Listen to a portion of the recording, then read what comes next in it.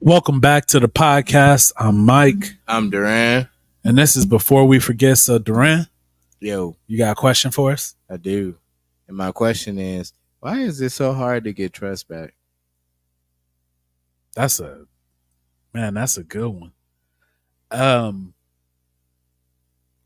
I think the fear, the reason we don't trust as easily is because there's a fear there, a fear of being hurt, a fear of reverting back to your old ways, depending on what the old ways are.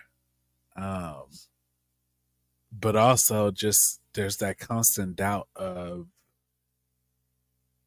like, is this person actually telling me the truth? Okay.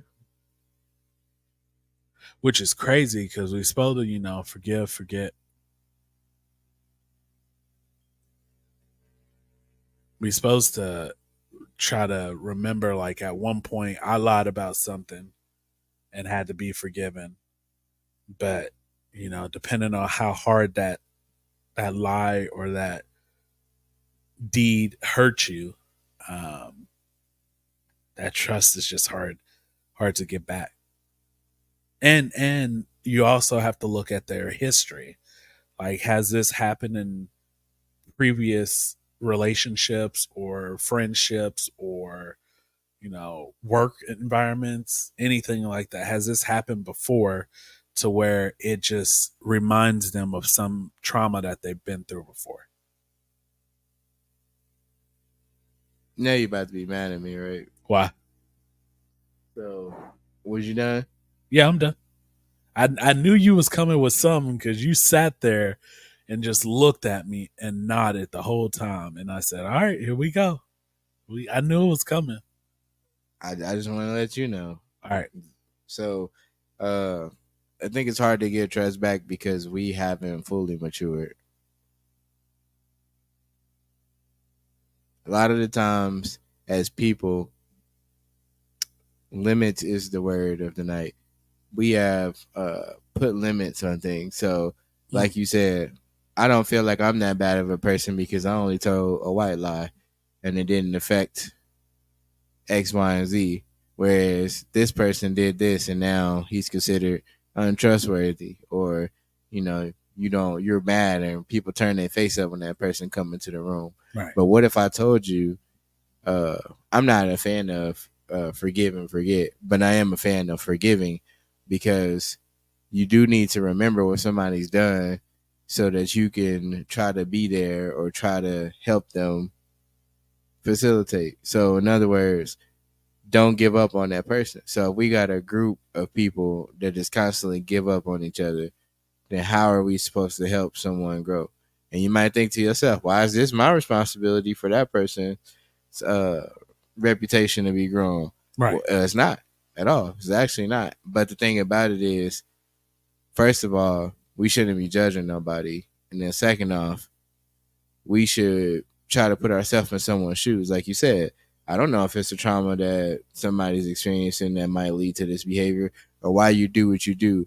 But what I do know is when you get around people and you see them doing something, instinctively, you want to start doing it too. It's a portion of you that wants to start doing it. So therefore, you're already starting to change with your behavior. But if I don't let this person come around me, then how are they supposed to change if everybody keeps treating them the same way? So eventually, you get comfortable in that role and you want to be the untrustworthy person. It's a dog eat dog world, and that's what it's showing you because no one's giving you a redemption saga. So, but why does that lack of wanting to give them a redemption? Because yeah, they're fighting for redemption, but it's not on you to accept that redemption, right? So why does that show a lack of maturity? Because at some point, as adults, everybody should get to that point. You'll never heal from anything that you want to heal from if you never forgive or show that same compassion to somebody else. So you won't be showing that compassion. So you can't expect somebody to do something for you that you're not going to do for someone else. Now, again, don't confuse me saying don't shun that person, don't do this, that, and the third, with common sense, with saying, hey, no, I need to protect myself. I need to protect this. I need to do this. No, I'm saying make sure that you have that same level of expectancy for that person, because we'll tell you, oh, no, this person's not this person not that, and then turn around and do something. And for all we know, that made us the untrustworthy person to somebody else. Everybody's capable of thinking for themselves. Yeah. But it comes with maturity, because you have to come to a point in your life where you aren't doing the judging, you aren't casting stones and pushing people down, because at this point you are pushing somebody down. Okay, we know that person stole, we know that person lied to you, whatever y'all fell out about, but it's on you to let that keep going. And to shun somebody, now it's just on you, because now you just shunning them and you telling everybody you don't trust him, don't do that. And like I said, that's where the not forgetting part come in. But to forgive somebody, you gotta like totally forgive them. And when we hear that, we think ignorance, like, oh, because I forgave you, I'm just supposed to be non-cognizant of the fact that you be out here punching babies in the face. No, use your common sense. That's what you got it for. But still show that same compassion. If you don't show that compassion, then how can you expect people to forgive you for the things you say and do? So let's dive a little deeper, because I feel like one time is forgivable, right? And a lot of people have this mentality. And some things, one time is already crossed the line. But then for most actions, I feel like if you do it once, it's a mistake. It can be forgiven. What happens when it's done multiple times? Hey, you're not going to like me. You just supposed to forgive people, because you started that statement with a limit. That's the first thing you said. Yeah.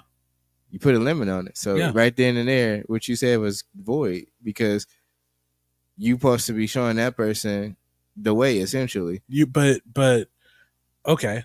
So let's put this in a different way. Are you better than that person because you don't do what they did for them not to be trusted? I'm not saying that. I'm asking. No. So if you mess up, well, let me take this back. Because being in all honesty, like people always say, everybody's on the same level. I truly don't believe that. I believe everybody's on close levels, right? And I'm not saying I'm better than somebody, but I'm also not saying that I'm on the same level as the crackhead down the street doing crack every night. Like, and that's not downing them or shooting them down or anything like that, because I have my own vices as well, right? They have their vices, I have my vices, whether that's working a lot or doing all of this. But I'm not physically harming myself or somebody else in that aspect. And so I can't say that I'm on the same level as everybody, because I do feel like people are on different levels. I don't think it's a gap here and here. I think it's like a gap, like a step or two. So am I a couple steps up from a crackhead? Yeah. Yeah. Am I God? No. Nowhere close. Couldn't reach him if I jumped. I mean, that's acceptable. I understand what you're saying, but that's not what I mean when I say that. I'm saying everybody's gonna be on different levels. There's no way, because again, it goes back to maturity. You're more mature, or you rationalize better than that person because you choose not to do crack. Yeah. So, but what I'm saying is, still, it's up to us to forgive people and totally forgive them, because it's a freedom in it. And the freedom in totally forgiving somebody is scary, because it's unknown. And you're afraid of how it makes you look. So many feelings that come into play. It's almost like a small panic attack. See, but I don't believe in constantly forgiving. Right? Because you said you don't believe in forgive and forget. I believe in forgiving. And that's why you set a limit to it. Because if you're standing there talking to somebody and they just smack the crap out of you and they go, oh, my bad, I didn't mean to do that. You go, all right, cool, whatever. And then they smack you again. That goes into common. I didn't mean to that do goes that. into common sense, though. But okay, so even in situations where you're saying continue to forgive people, at some point common sense has to tell you, look, they are consistently doing the same thing over and over. Why would I keep forgiving them if they're not making changes to show me that they're changing their ways? So that's why the question came. Right. How many times do you forgive somebody for something before you're like, yeah, no? So I got 3 answers for that. So I didn't want to stop you because I'm gonna forget. I So was done. the first thing is, like I said, it's still putting a limit on it. Yes, somebody's gonna keep making mistakes, and in that instance, I said use your common sense. So you got common sense. Quit letting people hit you. Just plain and simple. But you're not forgiving just for them. You're forgiving so that you can have freedom. Right. You're not forgiving just, oh, y'all forgive him just for that. It's for you to have the freedom and the total. It's like being blameless. But how many times you gonna let somebody hit you? That's the second part of the question. If I already answered that with common sense. My common sense is I'm gonna protect myself. Okay, so that's your limiter right there. But yeah, but we talking about limiting forgiveness, not hitting. That's common sense. So if it's a car coming, we're not gonna stand in the street and let the car hit you because you know if the car hits you, you could potentially die. So the second part of it is if you said how many times you should forgive somebody. Now coming from my opinion and other topics, you got to just keep forgiving people, and then when you reach the limit, you keep forgiving. It's you're getting a reward for your forgiveness. It's not on you to be the captain of forgiveness. I'm not saying keep all these people around you and do this and have you forgave them and you say I'm forgive them, and they steal everything in your house. I'm saying forgive them and keep it pushing and be the example so that that person can be shown some mercy.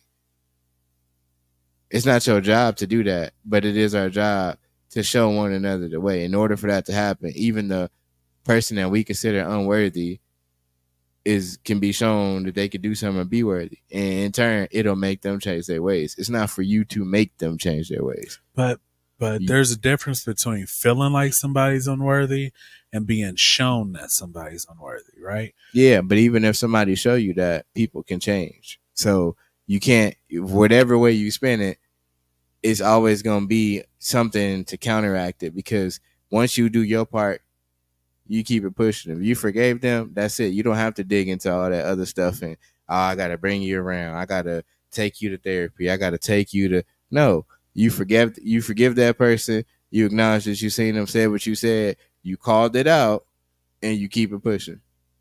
Simple as that. You don't have to go into, I get what you're saying. You're saying, well, why do I have to do this? Or why do if so-and-so keep doing this or he disrespecting my mama, I ain't gonna have this person around. You're right. That's common sense. But we're staying on this tier. Like you said, we're up here. We're not digging down and saying, hey man, I don't think you should be going around and blah, blah, blah. You call it out. You forgive that person for you and for them. And then you keep it pushing. And just don't cut them all the way out the picture and be like, I'm just done with you and be done. Because then nobody's showing them nothing. So we expect people to show us grace and mercy. But then when they come to somebody else, it's not skip you. You can't get that. Who are we to determine that? I guess we just gonna have to pick this up on part 2. Because I got some more that I want to ask and I want to go into, but we are right at about to bump up against our 15 minutes. So y'all let us know what y'all think. Y'all like, comment, and subscribe. And the question was, why is it so hard to get earned trust back? All right, we'll catch y'all next episode.